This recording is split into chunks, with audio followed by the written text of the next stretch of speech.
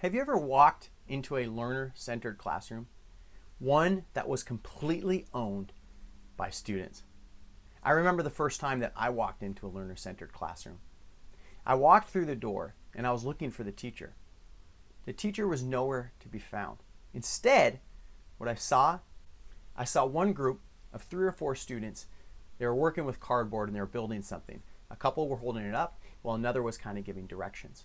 Next to them was a computer and someone was programming something in. I walked to the other side of the classroom. 2 students were sitting facing each other, listening intently. There was some kind of piece of reading in between, whether it was something that they wrote or they're analyzing it. They're intensely focused. In another corner, 2 students who were on the computer and sitting next to each other, and they had some pictures that were pulled up of some animals, and they were typing something into a Google Docs form.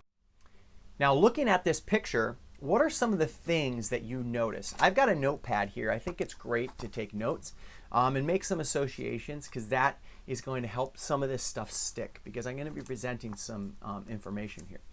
What are some of the things that you notice from this picture? Now, if you're able to pause the video, maybe one of the things you notice is that there are different groups of students. The tables, they're all standing up. No one was sitting down except that one student there in the middle. You might have also noticed that the computers were out, but yet not everybody was on a computer. Some students were building and tinkering, some students were researching, some students were designing. And what you probably couldn't find was a teacher. If you did find her, you see her in the front of the classroom where that picture is. That is a classroom full of student agency. Now, we can walk into those kind of classrooms and know that there's magic immediately. The question for us is, how do we get there? How do we make these shifts? And after all my work in working with several schools in designing these kind of experiences and running them, it took me at least 3 years to be able to say that I felt like my classroom could run on its own. And I've narrowed those down to 12 major shifts. There's 12 major shifts to go from a teacher-centered classroom to a student-centered, learner-owned classroom.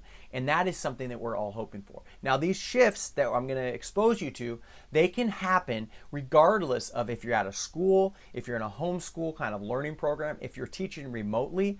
It's less about the actual space that you inhabit and more about the environment that you create that allows this to happen. And we are going to piece apart one project-based experience because I know we love leading with stories rather than strategies. So we're going to start with this story of a project-based experience.